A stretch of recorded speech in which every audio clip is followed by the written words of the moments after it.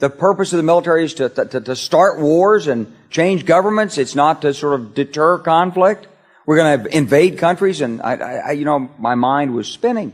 They wanted us to destabilize the Middle East, turn it upside down. Now, did anybody ever tell you that? Was there a national dialogue on this? Did senators and congressmen stand up and denounce this plan? Was there a full-fledged American debate on it? Absolutely not. And there still isn't.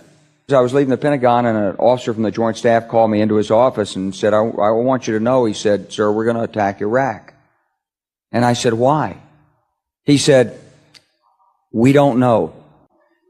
He said, I said, "Well, did they tie Saddam to 9/11? He said, "No." And then I came back to the Pentagon about 6 weeks later. I saw the same officer. I said, why haven't we attacked Iraq? We still going to attack Iraq?" He said, "Oh, sir," he says, "it's worse than that." He said, he pulled up a piece of paper off his desk. He said, "I just got this memo from the Secretary of Defense's office. It says we're going to attack and destroy the governments in 7 countries in 5 years. We're going to start with Iraq, and then we're going to move to Syria, Lebanon, Libya, Somalia, Sudan, and Iran."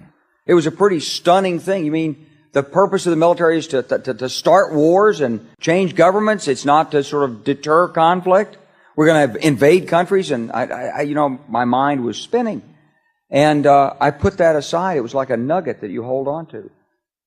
This country was taken over by a group of people with a policy coup.